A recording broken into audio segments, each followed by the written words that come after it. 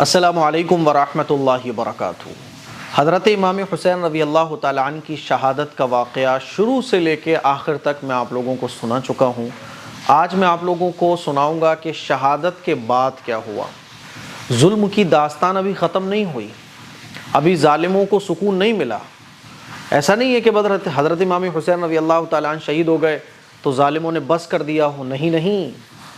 حضرت امام حسین رضی اللہ تعالیٰ عنہ کی شہادت کے بعد ابھی تو اور بھی ظلم کی بڑی داستان ہے۔ 10 محرم یوم عاشوراء کو حضرت امام حسین رضی اللہ تعالیٰ عنہ ظہر اور عصر کے بیچ میں شہید کر دیے گئے۔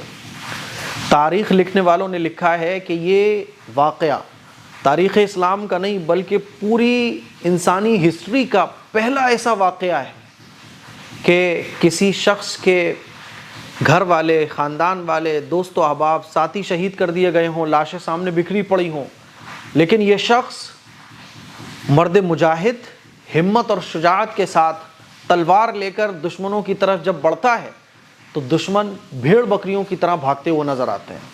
حضرت امام حسین رضی اللہ تعالیٰ عنہ 57 سال کی عمر ہے، 3 دن سے پانی نہیں ملا، کھانا نہیں ملا، بچے شہید ہو گئے، ساتھی شہید ہو گئے، اور دشمنوں کا ہزاروں کا لشکر سامنے ہے، لیکن بہادری اور ایمانی طاقت دیکھیے کہ جس طرف تلوار لے کر جاتے ہیں بھیڑ بکریوں کی طرح سب بھاگتے ہوئے نظر آتے ہیں۔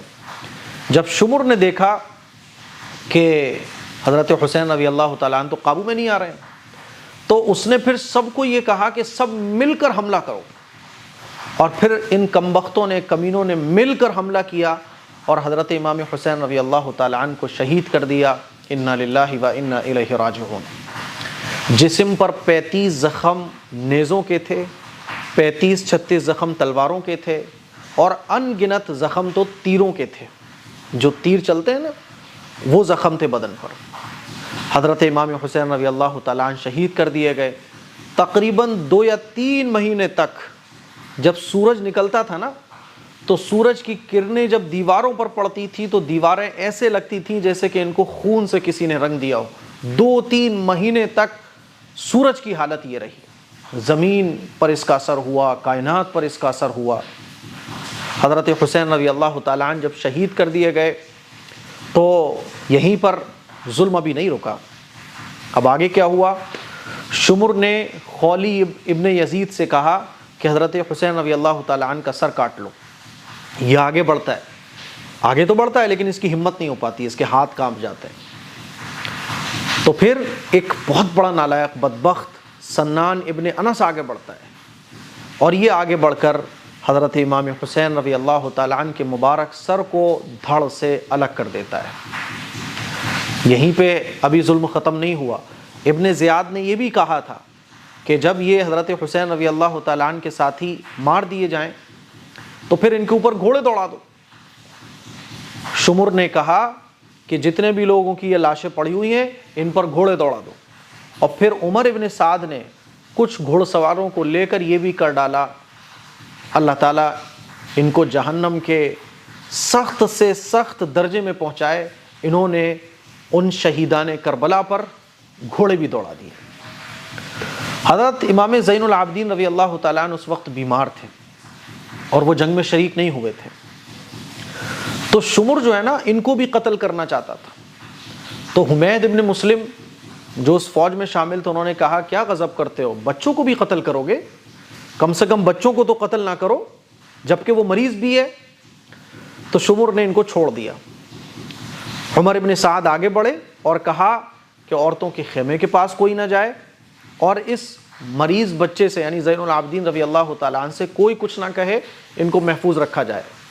اب کیا ہوتا ہے کہ تمام ساتھیوں کے سروں کو دھڑ سے الگ کر دیا جاتا ہے، حضرت امام حسین رضی اللہ تعالیٰ عنہ کے سر کو بھی الگ کر دیا جاتا ہے، اور یہ تمام سر جو کوفہ کا گورنر تھا عبید اللہ ابن زیاد، اس کے پاس یہ سر لے کر آئے جاتے ہیں۔ جب اس کے پاس یہ سر لے کر آئے جاتے ہیں تو اس کے سامنے تمام سروں کو رکھ دیا جاتا ہے۔ حضرت امام حسین رضی اللہ تعالیٰ عنہ کے سر کو بھی سامنے رکھا جاتا ہے نمایاں طور پہ کہ یہ حضرت امام حسین رضی اللہ تعالیٰ عنہ کا سر ہے۔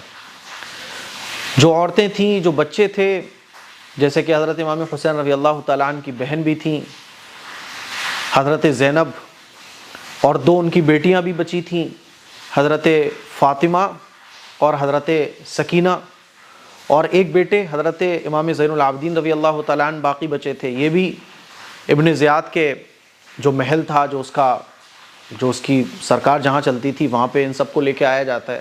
تو ابن زیاد پتہ ہے کیا کرتا ہے؟ سارے لوگوں کو بلوا لیتا ہے، آ جاؤ بھائی سب لوگ دربار میں آ جاؤ، اور سب لوگوں کی موجودگی میں وہ سر اپنے سامنے رکھواتا ہے، اور اس کے ہاتھ میں ایک چھڑی ہوتی ہے، وہ اس چھڑی سے حضرت امام حسین رضی اللہ تعالیٰ عنہ کے مبارک منہ پر وہ چھڑی لگا رہا ہوتا ہے، ایسے کر کے چھونے لگا اس چھڑی سے وہ حضرت حسین رضی اللہ تعالیٰ عنہ کے مبارک چہرے کو۔ تو زید بن ارقم رضی اللہ تعالیٰ عنہ ایک صحابی ہیں، وہ کہتے ہیں کہ چھڑی ان مبارک ہونٹوں سے دور کر لے نالائق، میں نے رسول اللہ صلی اللہ علیہ وسلم کو دیکھا ہے کہ حضور ان مبارک ہونٹوں کا بوسہ لیا کرتے تھے، اس چہرے کو حضور پیار کیا کرتے تھے، قسم خدا کی تو اپنی چھڑی کو ان مبارک ہونٹوں سے دور رکھ۔ اور یہ کہہ کر وہ رو پڑے۔ ابن زیاد بہت بڑا نالائق تھا، بہت بڑا ظالم تھا، بہت بڑا کمینہ تھا۔ کہنے لگا کہ اگر تم بوڑھے نہ ہوتے نا، کیونکہ زید بن ارقم رضی اللہ تعالیٰ عنہ بوڑھے ہو چکے تھے اس وقت، کہنے لگا کہ اگر تم بوڑھے نہ ہوتے میں تمہاری گردن ابھی تن سے جدا کر دیتا۔ زید بن ارقم رضی اللہ تعالیٰ عنہ یہ کہتے ہوئے دربار سے باہر نکل آئے کہ اے قوم عرب، تم نے سیدۃ النساء فاطمہ الزہرا رضی اللہ تعالیٰ عنہ کے بیٹے کو قتل کر دیا اور مرجانہ کے بیٹے کو اپنا امیر بنا لیا۔ وہ تمہارے اچھے لوگوں کو قتل کرے گا اور شریروں کو غلام بنائے گا، تمہیں کیا ہو گیا کہ تم اس ذلت پر راضی ہو گئے؟ یہ کہتے ہوئے حضرت زید بن ارقم رضی اللہ تعالیٰ عنہ دربار سے باہر آ گئے۔ حضرت حسین رضی اللہ تعالیٰ عنہ کی جو بہن تھی جن کا نام زینب تھا، وہ بہت میلے کچیلے اور خراب سے کپڑے پہنے ہوئے تھیں، کیونکہ ظاہر سی بات ہے کربلا کے میدان میں جنگ کا ماحول رہا، کھانے کو کچھ نہیں ملا، پانی نہیں ملا، تو منہ ہاتھ آدمی کہاں سے دھوئے گا؟ ان کے آس پاس ان کی جو باندیاں تھیں وہ بھی تھیں، تو یہ ایک کونے میں جا کے الگ بیٹھ گئیں۔ تو ابن زیاد نے یہ پوچھا کہ یہ علیحدہ بیٹھنے والی خاتون کون ہے؟ زینب رضی اللہ تعالی عنہ نے جواب نہیں دیا۔ کئی مرتبہ جب اس نے یہ سوال پوچھا تو زینب رضی اللہ تعالی عنہ خاموش رہیں۔ تو کسی باندی نے یہ جواب دیا کہ یہ زینب بنت فاطمہ رضی اللہ تعالی عنہ ہے۔ ابن زیاد اس پر پتہ ہے کیا بولتا ہے؟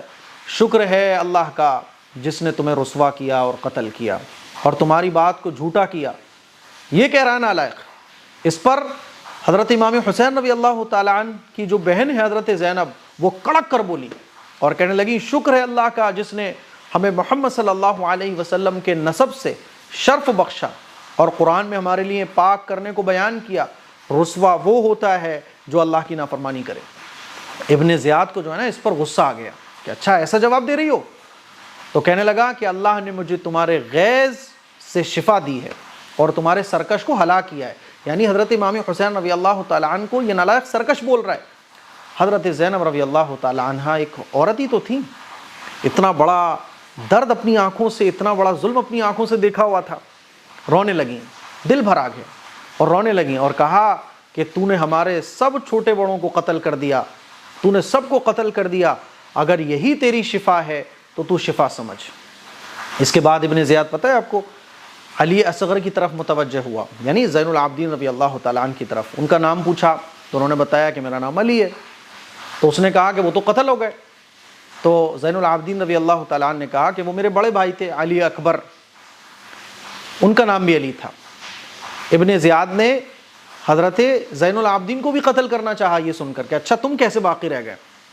تو اس پر جو ہے نا علی اصغر یعنی حضرت امام زین العابدین رضی اللہ تعالیٰ عنہ نے یہ کہا کہ میرے بعد ان عورتوں کی کون کفالت کرے گا؟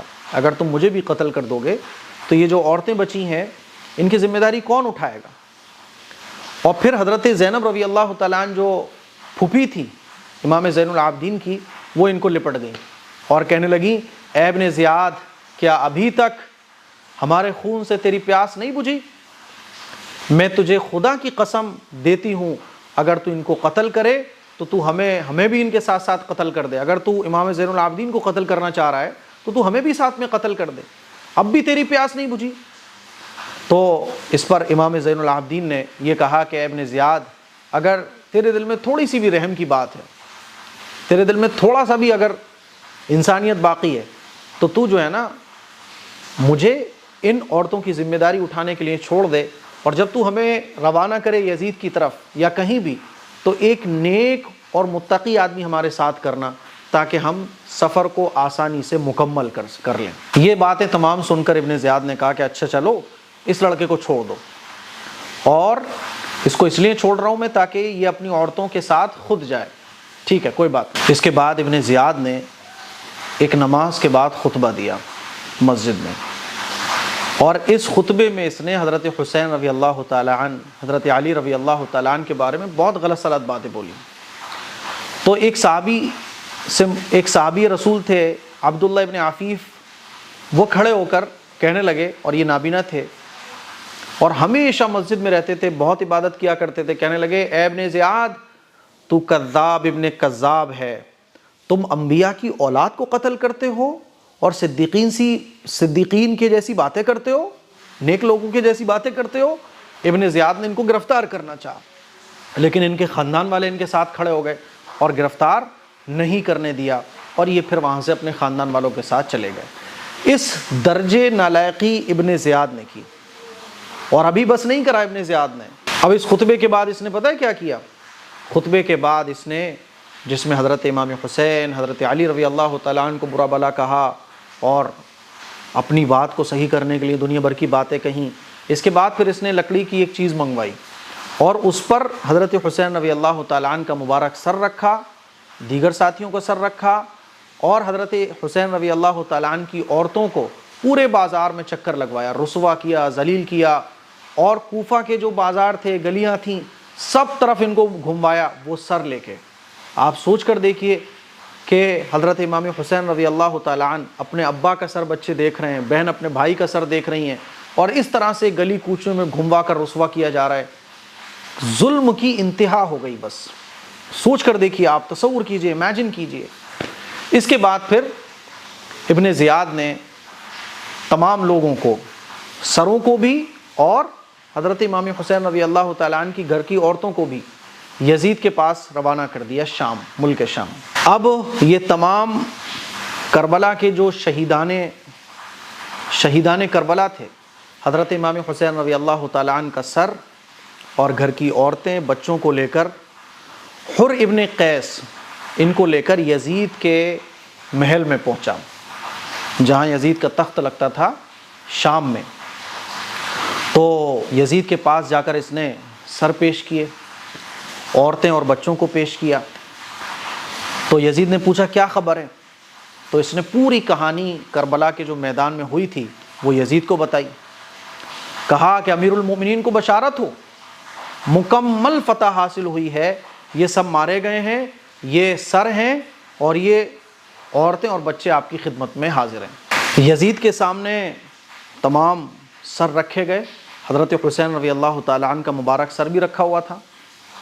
تو یزید کے ہاتھ میں بھی ایک چھڑی تھی، حضرت حسین رضی اللہ تعالیٰ عنہ کے دانتوں پر وہ چھڑی لگا کر وہ شعر پڑھنے لگا۔ اور کون سے شعر پڑھے؟ جس کا ترجمہ یہ تھا کہ ہماری قوم نے ہمارے ساتھ انصاف نہ کیا، تو پھر ہماری تلواروں نے انصاف کیا، جنہوں نے ایسے مردوں کے سر پھاڑ دیے جو ہم پر سخت تھے اور وہ تعلقات قطع کرنے والے ظالم تھے۔ یعنی حضرت امام حسین رضی اللہ تعالیٰ عنہ کے بارے میں بری باتیں کر رہا تھا۔ تو اس وقت ابو حرزہ اسلمی رضی اللہ تعالیٰ عنہ صحابی رسول موجود تھے، انہوں نے کہا کہ اے یزید، اپنی چھڑی حسین کے دانتوں پر لگاتا ہے، اپنی چھڑی کو پیچھے رکھ، میں نے رسول اللہ صلی اللہ علیہ وسلم کو دیکھا ہے کہ ان کو بوسہ دیتے تھے۔ اے یزید، قیامت کے دن تو آئے گا تو تیری شفاعت ابن زیاد ہی کرے گا، اور حسین رضی اللہ تعالیٰ عنہ آئیں گے تو ان کے شفیع محمد صلی اللہ علیہ وسلم تمام پیغمبروں کے سردار ہوں گے۔ یہ کہہ کر یہ صحابی رسول اس مجلس سے نکل گئے۔ اب جب یزید کی جو بیوی تھی، یزید کے جو گھر کی عورتیں تھیں، ان کو یہ خبر پتہ چلی کہ حضرت حسین رضی اللہ تعالیٰ عنہ قتل کر دیے گئے ہیں اور ان کا سر لایا گیا ہے، تو کپڑا اڑ کر باہر نکل آئیں۔ یزید کی عورتیں اہل بیت سے بڑی محبت رکھتی تھیں، کپڑا اوڑھ کر یعنی پردے کے ساتھ باہر نکل آئیں اور کہنے لگیں امیر المؤمنین کیا ابن بنت رسول اللہ کے ساتھ یہ معاملہ کیا گیا ہے کہ حضرت امام حسین رضی اللہ تعالیٰ عنہ شہید کر دیے گئے ہیں؟ اس نے کہا ہاں، اور کہنے لگا کہ اچھا، جب اس کو یہ لگا کہ گھر کی عورتیں بھی اب میرے اگینسٹ جا رہی ہیں اور ایک صحابی نے یہ بول دیا اور اس طرح سے پہلے ہی بدنامی ہو گئی تھی جب یہ بات پہنچی تھی آس پاس کے علاقوں میں کہ یزید نے حضرت حسین رضی اللہ تعالیٰ عنہ کو قتل کروا دیا ہے، تو اس کو اپنی بدنامی کا ڈر ستانے لگا، تو یہ رونے بھی لگا، بعض دفعہ یہ رویا بھی ہے اور بعض دفعہ اس نے افسوس کا اظہار کیا ہے، جیسے کہ تاریخ میں لکھا ہوا ہے کہ جب اس کی عورتوں نے یہ پوچھا تو کہنے لگا ہاں خدا ابن زیاد کو ہلاک کرے، فلاں گورنر کو ہلاک کرے، میں نے قتل کرنے کی نہیں کہا تھا، میں نے تو یہ کہا تھا کہ گرفتار کر لو، میں نے قتل کرنے کی کبھی نہیں کہا، میں تو یہ چاہتا تھا کہ حضرت امام حسین رضی اللہ تعالیٰ عنہ شہید نہ ہوں، وہ قتل نہ کیے جائیں۔ رونے لگتا اور اپنے گورنروں کو بددعائیں دینے لگتا۔ یہ ایسا اس لیے کرتا تھا تاکہ اس کے اوپر جو ایک کلنک لگ گیا تھا اور لوگ اس کو برا بھلا کہنے لگے تھے، خود اس کے خاندان اور گھر کی عورتیں اس کو برا بھلا کہنے لگی تھیں۔ ظاہر سی بات ہے کوئی اگر اتنا بڑا ظلم کرے تو آس پاس والے گالیاں تو دیں گے نا، بدنامی تو طے ہے۔ تو اس نے اپنی اس بدنامی کے داغ کو چھپانے کے لیے، ختم کرنے کے لیے یہ گول مول باتیں شروع کر دیں، اور بعض دفعہ یہ آنکھوں سے آنسو بھی بہا لیتا تھا اور حضرت امام زین العابدین کو پیار بھی کر لیتا تھا، کبھی جو ہے نا اپنے ساتھ کھانا بھی کھلا دیا کرتا تھا اور کہتا تھا میں نے یہ نہیں کروایا، میں تو یہ چاہتا تھا کہ حضرت حسین رضی اللہ تعالیٰ عنہ میرے ساتھ آ جائیں، اگر وہ میرے پاس آتے تو میں تو اپنی حکومت بھی چھوڑ دیتا۔ یہ وہ اس لیے کرتا تھا تاکہ اس کے اوپر جو کلنک لگ رہا تھا، اس کے اوپر جو بدنامی کا داغ کہ لوگ اس کا چہرہ دیکھنا تک پسند نہیں کرتے تھے۔ اور اگر آج بھی آپ دیکھیں تو حضرت امام حسین رضی اللہ تعالیٰ عنہ کے نام پر اپنے بچوں کا نام رکھنے والے پوری دنیا کے اندر آپ کو ملیں گے۔ حضرت امام حسین رضی اللہ تعالیٰ عنہ کے خاندان کا ایک ایک فرد آپ کو دنیا کے کونے کونے میں ملے گا، لیکن یزید کے خاندان، یزید کی نسل کا کوئی اتا پتہ نہیں ہے۔ یزید کے نام پر اپنے بچوں کا نام رکھنے والے غائب دنیا سے، وجود ہی نہیں ہے۔ یہ ہے حضرت امام حسین رضی اللہ تعالیٰ عنہ کی قبولیت اس دنیا کے اندر۔ یزید آپ کو کہیں نہیں ملے گا، یزید کا نام رکھنا بھی لوگ پسند نہیں کرتے، اور حضرت امام حسین رضی اللہ تعالیٰ عنہ کا نام پوری دنیا میں چل رہا ہے۔ تو یہ جتنی بھی نوٹنکی تھی اس نے کی ہے، کتابوں میں لکھا ہوا ہے، ویسے تو اللہ بہتر جانے، لیکن پتہ ہی چلتا ہے کیونکہ بعد میں اس کا ظلم کم نہیں ہوا۔ ایک تو نا آدمی کو اگر گلٹی فیل ہو رہا ہے، اس کو اگر افسوس ہو رہا ہے، اس کو اگر لگ رہا ہے کہ یار میں نے غلط کیا ہے، تو اس کے اعمال میں تو چینج آنا چاہیے نا، لیکن اس کے اعمال میں کوئی چینج نہیں تھا۔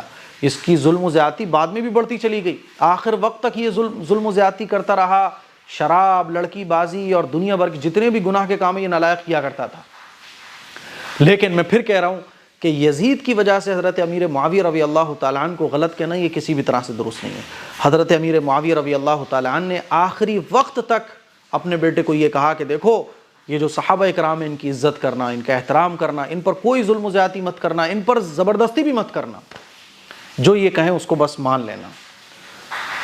اب کیا ہوا کہ جب یزید کے گھر والوں کو پتہ چلا تو انہوں نے پوچھا کہ یزید کیا بات ہے امیر المومنین، کیا ابن بنت رسول اللہ صلی اللہ علیہ وسلم کے ساتھ یہ معاملہ کیا گیا ہے کہ ان کے سر ہیں یہ، ان کو شہید کر دیا گیا ہے؟ تو اس نے کہا ہاں۔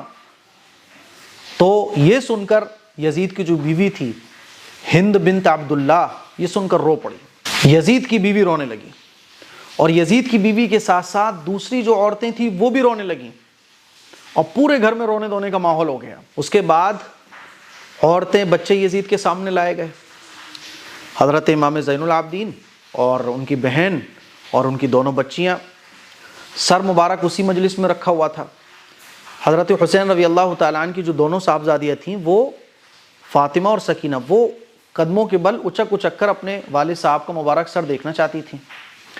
یزید جو ہے نا یہ چاہتا تھا کہ یہ نہ دیکھیں، لیکن ان کی نظر اپنے والد ماجد کے سر پر پڑی تو بچے رونے لگے، اور جب ان کی آواز نکلی تو حضرت حسین رضی اللہ تعالیٰ عنہ کی گھر کی عورتیں بھی روئیں، ادھر تو اس کی بیوی اور اس کی گھر کی عورتیں بھی رو رہی تھیں، تو باقی اس مجلس میں جو عورتیں تھیں سب رونے لگیں، اور یزید کے محل میں ایک ماتم برپا ہو گیا، سب دہاڑے مار مار کر حضرت امام حسین رضی اللہ تعالیٰ عنہ کی محبت میں رونے لگے۔ اب یہ رونے دھونے کا ماحول جب کم ہوا تو ایک شامی شخص تھا، ابھی ظلم رکا نہیں ہے، ایک شامی شخص تھا جو شاید یزید کا کوئی خادم رہا ہوگا محل کا، اس نے حضرت امام حسین رضی اللہ تعالیٰ عنہ کی صاحبزادی کے متعلق کچھ غلط الفاظ کہے کہ یزید یہ مجھے دے دیجئے، اس طرح سے غلط الفاظ کہے۔ تو ان کی پھوپھی حضرت زینب رضی اللہ تعالیٰ عنہ نہایت سختی سے کہا کہ نہ تجھے کوئی حق ہے نہ یزید کو ہے۔ اس پر یزید غصہ ہو گیا، کہنے لگا مجھے سب اختیار ہے۔ تو حضرت زینب رضی اللہ تعالیٰ عنہ نے فرمایا خدا کی قسم تجھے کوئی اختیار نہیں ہے۔ اس پر یزید پھر اور غصہ ہوا، تو حضرت زینب رضی اللہ تعالیٰ عنہ نے تیزی سے جواب دیا اور پھر یزید خاموش ہو گیا۔ اس کے بعد جو حضرت حسین رضی اللہ تعالیٰ عنہ کی گھر کی عورتیں تھیں، ان کو حضرت یزید نے جو ہے نا اپنی گھر کی عورتوں کے پاس بھیج دیا، کیونکہ اتنا رونا دھونا ہوا اور یزید کے گھر والے خود حضرت امام حسین رضی اللہ تعالیٰ عنہ کے شہادت پر اڑ رہے تھے۔ تو یزید کو یہ لگا نا کہ یار میری بہت بدنامی ہے، اگر میں اور ظلم کروں گا تو اور بدنامی ہوگی، تو اس نے حضرت امام حسین رضی اللہ تعالیٰ عنہ کی عورتوں کو اپنی گھر کی عورتوں کے پاس بھیج دیا۔ یہاں پہ بھی رونا دھونا چلتا رہا۔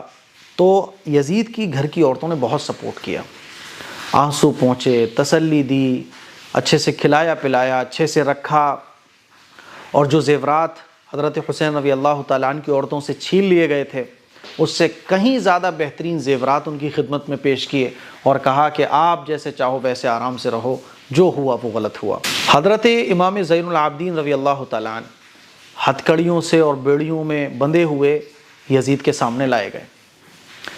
تو انہوں نے ایک بات کہی یزید سے، انہوں نے کہا کہ اگر ہمیں رسول اللہ صلی اللہ علیہ وسلم اس طرح قید میں دیکھتے تو ہماری قید کو کھول دیتے۔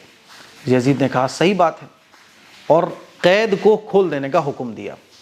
اس کے بعد علی اصغر رضی اللہ تعالیٰ نے فرمایا کہ اگر رسول اللہ صلی اللہ علیہ وسلم اس طرح مجلس میں بیٹھا ہوا ہمیں دیکھتے تو اپنے قریب بلا لیتے، کیونکہ وہ سامنے بیڑیوں میں جکڑے ہوئے بیٹھے ہوئے تھے۔ تو یزید نے ان کو اپنے قریب بلا لیا اور کہا کہ اے علی ابن حسین، تمہارے والد نے ہی مجھ سے قطع رحمی کا معاملہ کیا اور میرے حق کو نہ پہچانا اور میری سلطنت کے خلاف بغاوت کی، اسی لیے اللہ تعالیٰ نے یہ معاملہ کیا ہے جو تم نے دیکھا، میرا اس میں کوئی قصور نہیں ہے، انہوں نے خود بغاوت کی ہے۔ اب دیکھو یہ نالائقی اس کی ابھی بھی کم نہیں ہو رہی ہے، وہ تو گھر کی عورتیں اور دوسرے لوگوں نے اس پر اتنا سب و شتم کیا، اس پر اتنی ملامت اس کو کی کہ اس کو تھوڑا سا لگا کہ یار میں نے غلط کیا ہے تو تھوڑا سا نرم ہو گیا یہ، ورنہ تو یہ بھائی اپنی اکڑ میں تھا، یہ بہت ظالم تھا۔ یہ سوچو ذرا، جب اس کا گورنر اتنا ظالم ہے ابن زیاد تو یہ کتنا ظالم ہوگا۔ تو اس موقع پر حضرت امام زین العابدین رضی اللہ تعالیٰ عنہ نے، انہی کا نام علی اصغر بھی ہے، انہوں نے ایک آیت قرآن مجید کی پڑھی جس آیت کا ترجمہ یہ ہے کہ جو کوئی مصیبت تمہیں پہنچتی ہے زمین میں یا تمہاری جانوں پر تو وہ تقدیر میں اللہ کی طرف سے لکھی ہوئی ہوتی ہے، اور وہی اللہ ہے جو سب کچھ کرتا ہے۔ یہ حضرت زین العابدین نے قرآن مجید کی آیتیں پڑھی۔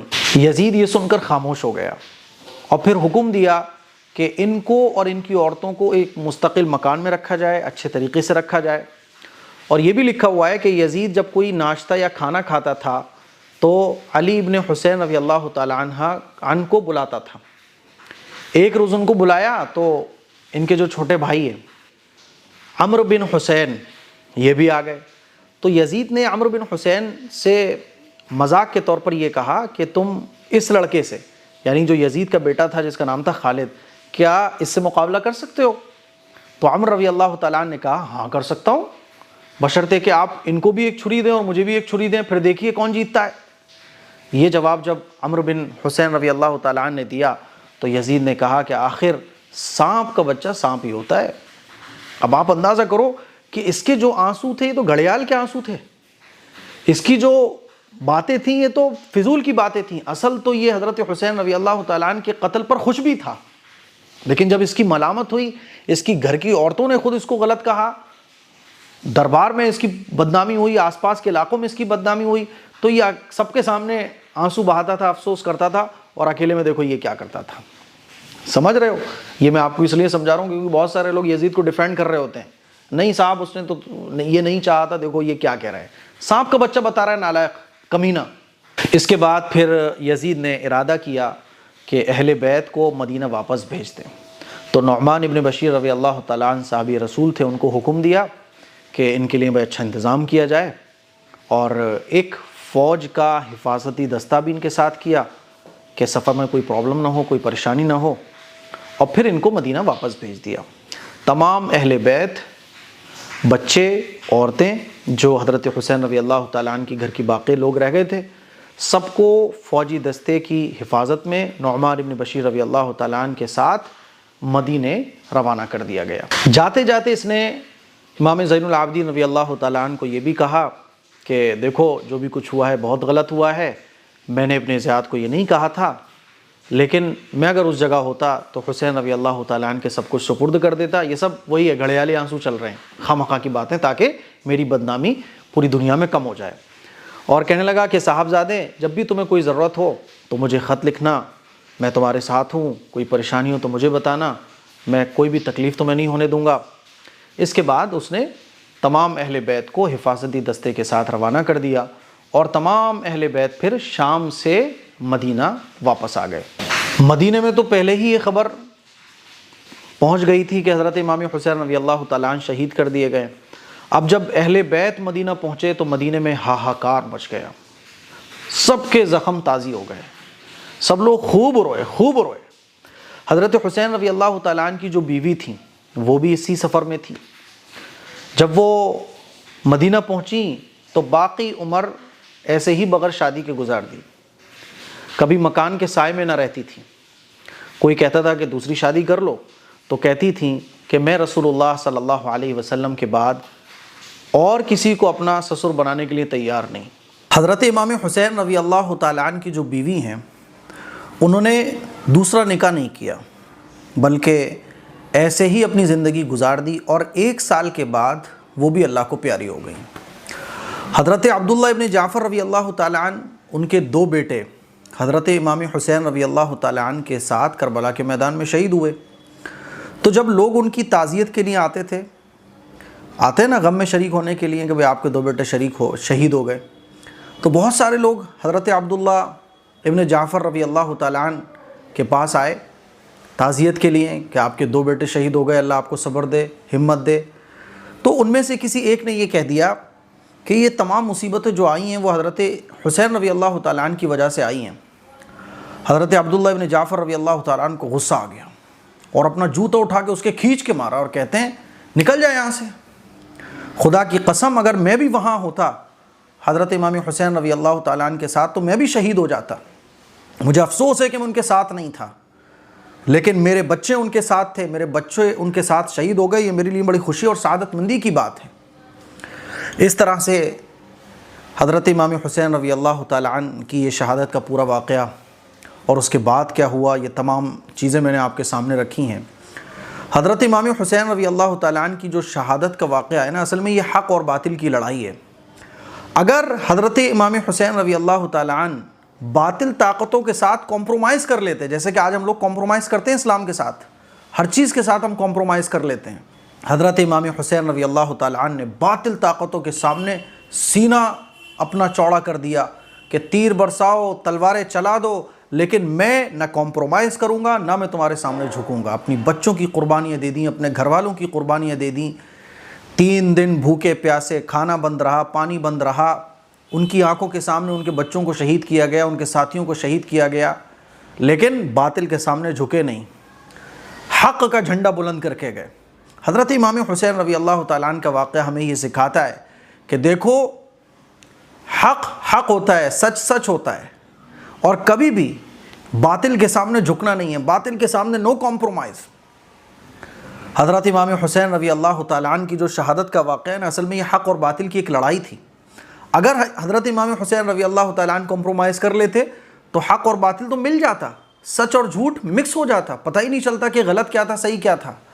لیکن حضرت حسین رضی اللہ تعالیٰ عنہ نے قیامت تک آنے والے انسانوں کو یہ بتایا کہ دیکھو باطل یہ تھا اور حق یہ تھا، غلط یہ تھا، صحیح یہ تھا، ایمان یہ تھا، کفر یہ تھا۔ یہ واقعہ ہمیں سکھاتا ہے کہ ہمیں اس واقعے کو پڑھ کر اپنے اندر اپنی ایمانی جذبے کو مضبوط کرنا چاہیے، اور یہ بات سمجھ لینا چاہیے کہ حق اگر ہے کوئی چیز تو بس کوئی کمپرومائز حق کے ساتھ نہیں ہوگا، غلط کے ساتھ کوئی کمپرومائز نہیں ہوگا، جھوٹ کے ساتھ کوئی کمپرومائز نہیں ہوگا۔ اس کے لیے پھر قربانیاں دینی پڑے تو اس کے لیے بھی ہمیں تیار رہنا چاہیے۔ مجھے امید ہے یہ پورا واقعہ آپ کو سمجھ آ گیا ہوگا، اور اب یزید اور یزید کے جو یہ گورنر تھے جنہوں نے یہ ظلم و ستم ڈھایا، ان کا کیا حال ہوا؟ جس نے سر قلم کیا اس کا کیا حال ہوا؟ جس نے تیر چلائے جو اس ظلم میں شامل تھے، فوج کے کمانڈر ہو، گورنر ہو، ان کا کیا حال ہوا؟ وہ انشاءاللہ میں آپ لوگوں کو کل بتاؤں گا۔ کامنٹ کریے گا کہ آپ لوگ ظلم کرنے والوں کا انجام سننا چاہتے ہیں، کامنٹ کر کے بتائیے گا۔ اور ہاں، ایک بات اور میں بتانا چاہتا ہوں، حضرت امام حسین رضی اللہ تعالیٰ عنہ کی شہادت سے پہلے ہی یا جب وہ شہید ہوئے تب اس دن کئی صحابہ اکرام کو یہ خواب نظر آیا، جس کا مطلب یہ تھا کہ حضرت امام حسین رضی اللہ تعالیٰ عنہ شہید ہو گئے۔ اور جب اس دیکھے ہوئے خواب کو 10 محرم کے دن سے میچ کیا گیا تو یہ وہی دن تھا۔ کئی صحابہ اکرام کو خواب میں پتہ چل گیا تھا کہ حضرت امام حسین رضی اللہ تعالیٰ عنہ شہید ہو گئے، اور جناب رسول اللہ صلی اللہ علیہ وسلم نے جو پیشین گوئی کی تھی، حضور نے پہلے ہی بتا دیا تھا کہ میرے نواسے شہید ہوں گے، حضرت حسین شہید ہوں گے، وہ پیشین گوئی پوری ہو گئی۔ اللہ تعالیٰ ہمیں حضرت حسین رضی اللہ تعالیٰ عنہ کی سچی محبت عطا فرمائے۔ اس کلپ کو شیئر کریں، دوسروں تک پہنچائیں۔ السلام علیکم ورحمۃ اللہ وبرکاتہ۔ السلام علیکم ورحمۃ اللہ وبرکاتہ۔ مجھے سوشل میڈیا پر کام کرتے ہوئے 5 سال سے زیادہ ہو چکے ہیں، لیکن ابھی تک آپ نے نہیں دیکھا ہوگا کہ میں کسی چیز کو، کوئی پروڈکٹ کی اسپانسرشپ لے کے آپ کو بول رہا ہوں کہ یہ چیز خریدو، اس کے بہت فائدے ہیں، کیونکہ مجھے اس کے بارے میں پتہ ہی نہیں ہوتا ہے۔ ہر مہینے میرا نقصان ہوتا ہے کیونکہ میں اسپانسرشپ نہیں لیتا ہوں، کسی بھی پروڈکٹ کا ایڈ نہیں کرتا ہوں کیونکہ مجھے اس کے بارے میں نہیں پتا۔ تلبینہ جو اس وقت آپ میرے ہاتھ میں دیکھ رہے ہیں، اس کا میں آپ کو ایڈ اس لیے کر رہا ہوں آپ کے سامنے، اور اس کو ریکمینڈ آپ کو اس لیے کر رہا ہوں کیونکہ یہ جو تلبینہ ہے، تلبینہ میں نے بھی بہت کھایا ہے اور آپ نے بھی تلبینہ استعمال کیا ہوگا، لیکن ایک بڑی پرابلم تلبینے میں مجھے دیکھنے کو یہ ملی، مارکیٹ میں جتنے بھی تلبینے ہیں اس میں وہ مزہ ہی نہیں آتا، کوالٹی کی بہت کمی پائی جاتی ہے۔ یہ جو تلبینہ ہے آپ دیکھیں گے، مائی ہدایہ کا تلبینہ، یہ ایسا تلبینہ ہے جو پرسنلی مجھے بہت پسند ہے، اور یہ انشاءاللہ آپ کو ایک بار اگر آپ اس کو ٹیسٹ کر لو گے تو آپ کو اس کے علاوہ کوئی اور تلبینہ بھائے گا ہی نہیں۔ اس تلبینے کے ساتھ کوالٹی میں کوئی کمپرومائز نہیں کیا گیا ہے، بھر بھر کے کوالٹی اس کے اندر رکھی گئی ہے۔ آپ دیکھ سکتے ہیں کہ اس کے اندر بارلے فلور ہے، کیشو ہے، ریزنس ہیں، ڈیٹس، پستہ، آلمنڈ اور بہت ساری طاقت کی چیزیں اس میں ملائی گئی ہیں۔ اور تلبینے کے فائدے کیا ہیں آپ لوگ گوگل کر سکتے ہیں، بے شمار فائدے تلبینے کے ہیں۔ ہم لوگ جو ہے نا جم کرنے والے بندے خاص طور پر کیا کرتے ہیں نا، وہ طاقت کے لیے پروٹین کے ڈبے پی رہے ہیں اور وہ پاؤڈر کے ڈبے کھا رہے ہیں، وہ ڈولے بنانے کے لیے جو ہے نا پاؤڈر پی رہے ہیں جو نقصان پہنچاتے ہیں باڈی کو۔ طاقت کے لیے آپ تلبینہ کھا سکتے ہیں، جسم میں کمزوری ہے آپ اس تلبینے کو یوز کر سکتے ہیں۔ اٹھتے بیٹھتے آنکھوں میں اندھیرا آ جاتا ہے، دل کی بیماریوں کو دور کرنے کے لیے اور وزن کو کم کرنے کے لیے، جسم کو صحت مند رکھنے کے لیے، کمزوری کو دور کرنے کے لیے، بے شمار فائدوں میں تلبینہ فائدہ پہنچاتا ہے۔ اللہ کے نبی صلی اللہ علیہ وسلم کے زمانے میں تلبینے کو بہت پسند بھی کیا جاتا تھا، اسی لیے آپ ایک بار اس تلبینے کو ضرور ٹرائی کیجئے گا۔ میں آپ کو گارنٹی دے رہا ہوں کہ یہ تلبینہ آپ کو بہت پسند آنے والا ہے۔ آرڈر کرنے کے لیے آپ اس نمبر پر بھی جا سکتے ہیں اور ویب سائٹ myhadaya.in، اس ویب سائٹ پر بھی آپ وزٹ کر سکتے ہیں۔ میں آپ کو پھر بول رہا ہوں کہ اس تلبینے کو یوز کرنے کے بعد، کیونکہ میں اس کو پرسنلی یوز کر رہا ہوں، اس تلبینے کو یوز کرنے کے بعد آپ کو کوئی اور تلبینہ پسند نہیں آئے گا، اتنا اس کے اندر آپ کو کوالٹی وائز آئٹم دیکھنے کو ملنے والا ہے۔ تو آرڈر کیجئے، ابھی دعاؤں کی گزارش ہے، اور اس کو ریکمینڈ بھی کیجئے۔ اور جو لوکل چیزیں ہیں ادھر ادھر کی جو پاؤڈر وغیرہ سے بنتی ہیں، یہ دیسی آئٹم ہے، اس کو استعمال کیجئے تاکہ جینوئن فائدہ، جو ریئل فائدہ ہے وہ آپ کی باڈی کو مل سکے۔ السلام علیکم ورحمۃ اللہ وبرکاتہ۔